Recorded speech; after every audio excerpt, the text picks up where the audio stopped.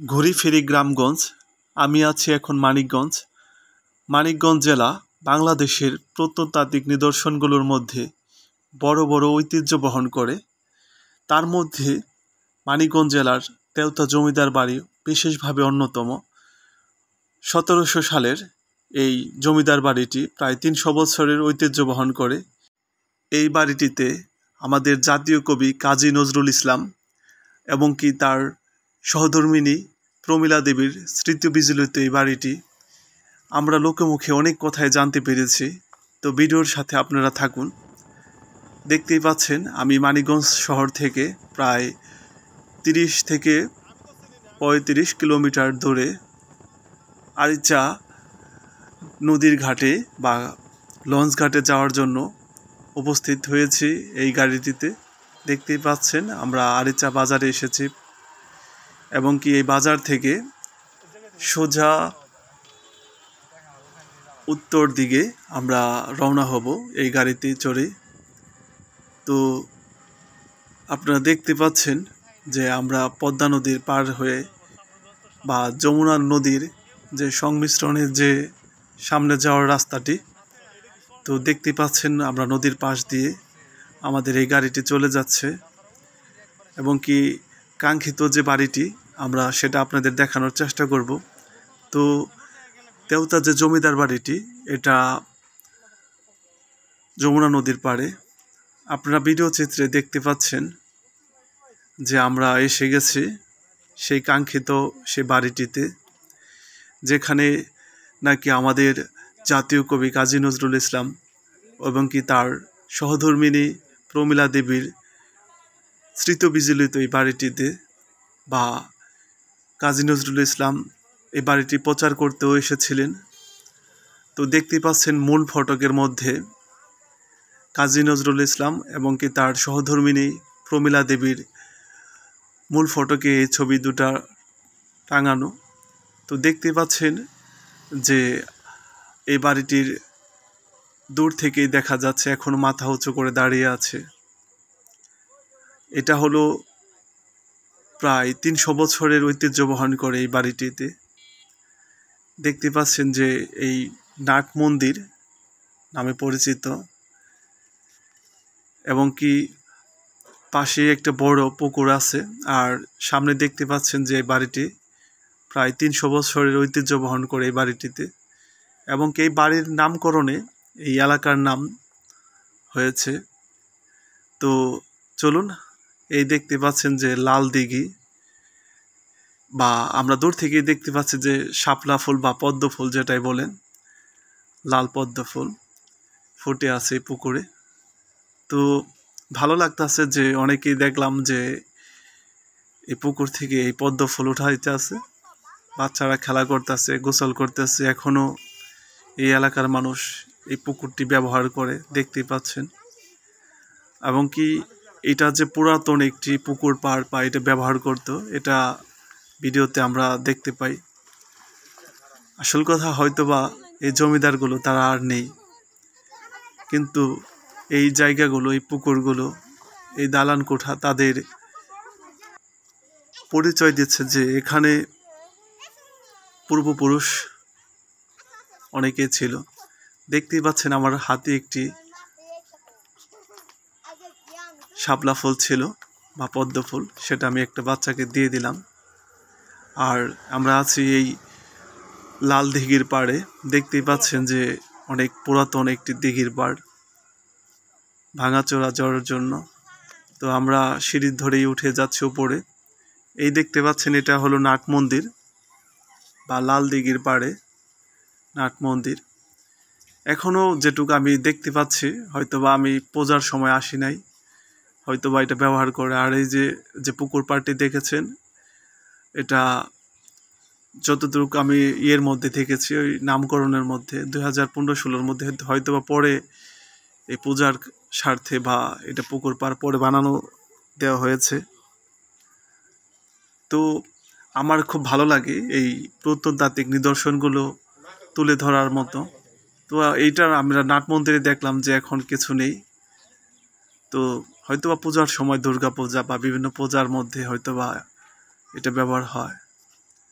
তো খুব ভালো লাগলো আজকের এই বিকেলটা বা এই সময়টা কাটাইতাছি এই তেওতা জমিদার বাড়িতে। অনেকে ছবি তোলে, হয়তোবা সংস্কারের অভাবে একদিন এই বাড়িটি বিলীন হয়ে যাবে। তো হ্যালো সকল বন্ধুরা, যে যেখান থেকে আমাকে দেখছেন, আর আমি আছি এখন, দেখতে পাচ্ছেন যে মানিকগঞ্জ জেলার সবচেয়ে আলোচিত এবং পরিচিত যে বাড়িটি, আমাদের মানিকগঞ্জ শিবালয় উপজেলায় অবস্থিত এই তেওতা যে জমিদার বাড়িটি, ভাঙাচোরা বাড়িটি। এখানে ছিল, আমি যতটুকু জানি, যে আমাদের কবি, জাতীয় কবি কাজী নজরুল ইসলাম এবং কি তার এই সহধর্মিণী কমলা দেবী। তো তারও এই চিত্রে বিজলিত এই বাড়িটি তেওতা জমিদার বাড়ি। তো আপনাদের অনেকটি জায়গা এই ভিডিওর মধ্যে ঘুরিয়ে ঘুরিয়ে দেখাচ্ছি। তো ভালো লাগতেছে আজকের এই বিকালটা। তো দেখতে পাচ্ছেন যে পুকুর বা বিভিন্ন মন্দির বা এই পাশে যে বাড়িটি দেখা যায় ভাঙাচোরা বাড়িটি, তো অনেকটি জায়গায় আপনাদের ঘুরিয়ে দেখালাম। তো আসল কথা কি, সংস্কারের অভাবে হয়তো এই বাড়িটি একসময় বিলীন হয়ে যাবে, বা এখনো ধরে রাখা যেত যদি বাড়িটি সংস্কার করা হতো। তো মানিকগঞ্জের মধ্যে যারা আছেন বা আশেপাশে যারা আছে বা বিভিন্ন জায়গায় যারা আছেন, তো পদ্মা নদীর পাড়ে, পদ্মা নদী থেকে একটু দূরে যে বাড়িগুলো, জমিদার বাড়িগুলো, সকলে চেষ্টা করবেন যে একটু ঘুরে আসার জন্য। তো আপনাদের ভিডিওর মধ্যে অনেক বাসাগুলো আমি দেখাই, তো আপনারাও চেষ্টা করবেন যে সুন্দর জায়গাগুলো নিজে ভ্রমণ করার জন্য।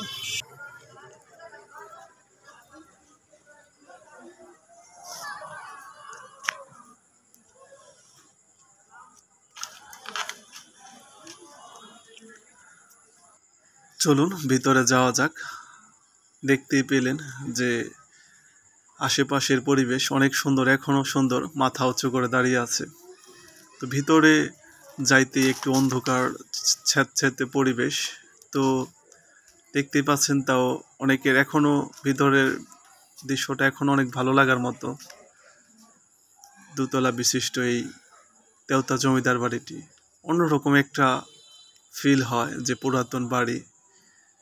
দেখতেই পাচ্ছেন যে কত সুন্দর করেছিল, হয়তোবা আরো 200-300 বছর আগে, 300 বছর, এটা উইকিপিডিয়ায় পেয়ে থাকি। এখনো সিঁড়িগুলো কত সুন্দর কারুকাজ, বোঝাই যায় যে আগেকার দিনের যে চুন সুরকি দিয়ে বা কিভাবে এগুলো তৈরি করেছিল তারা। এই আমাদের আধুনিক সিমেন্টও ছিল না, তারা অন্যভাবে অন্য কারুকাজে এই কাজগুলো করেছে, দেখাই যায়। এখনকার মতন মানে ইটের বাটাও ছিল না, এই ইটগুলি কোথায় পেল তারা। দেখতেই পাচ্ছেন যে বিভিন্ন সুড়ঙ্গ পথ।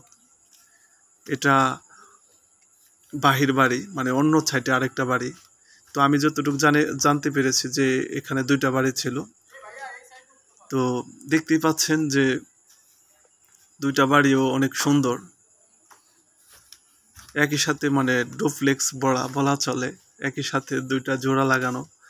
অন্য পাশে আরো বিল্ডিং আছে, দেখা যায় ভিডিও চিত্রে আপনারা দেখতে পাচ্ছেন যে বাহির পাশেও যে জায়গাগুলো, এটা অন্য একটা এরিয়া।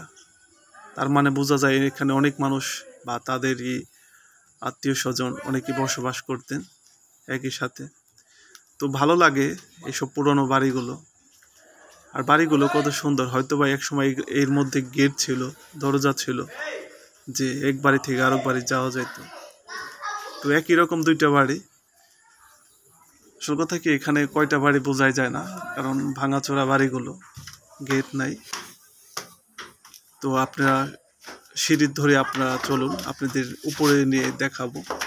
তো অন্ধকার পরিবেশ, তো অনেকেই ভিতরে বা উপরে আছে। তো ছাদ বা সিঁড়িগুলো এখনো মনে হয় মজবুতি আছে, কিন্তু একটু বা ভয়েরও কাজ করে, ভাঙাচোরা বাড়ি। তো দেখাই যায় এখনো মাথা উঁচু করে দাঁড়িয়ে আছে, যেহেতু সবাই উঠেছে উপরে। এটা আমরা 2তলার উপরে, বা এখন আছি আমরা 3তলার উপরে বা ছাদের উপরে। অবশ্য বাড়িটি 2তলা, কিন্তু আমরা তো ছাদ তো উপরে আছি। তো দেখতেই পাচ্ছেন যে অনেক ভেঙে গেছে। আর এইটা দেখছেন যে আগেকার দিনেও এই লোহা ব্যবহার করে এটা হয়তো বা নিচে জানি পানি না যায় এমনভাবে এটা এরিয়া করা হয়েছিল লোহা দিয়ে। তো দেখাই যায় হয়তো বা তারা অনেক। হ্যালো বন্ধুরা, এখন দেখতে পাচ্ছেন যে আমি আছি তেওতা জমিদার বাড়িতে। ছাদের উপর থেকে তেওতা জমিদার বাড়িটি দেখাই যায়। অনেক ভাঙাচোরা একটি বাড়ি, অবশ্য অনেক রিস্কি একটা জায়গা, অনেকটা জায়গা প্রায় ভেঙে গেছে। দেখতেই পাচ্ছেন যে দোতলার উপরে থেকে যে এখনো বাড়িটি উপরে হাঁটা যায়, ঘোরা যায়। তো যারা মানিকগঞ্জের মধ্যে আছেন, তো এই কাজী নজরুলের স্মৃতি বিজড়িত যে বাড়িটি, তার সহধর্মিণীকে নিয়ে এই বাড়িতে বসবাসরত ছিলেন এই তার সহধর্মিণী প্রমীলা দেবী। তো এই বাড়িটি মানিকগঞ্জ জেলার তেওতা জমিদার বাড়ি, শিবালয়, প্রায় পদ্মা নদীর খুব নিকটবর্তী এই বাড়িটি। তো খুব ভালো লাগলো আজকের এই বিকালটা ঘুরে। আপনাদের অনেক জায়গা আমি দেখিয়েছি ভিডিওর মধ্যে।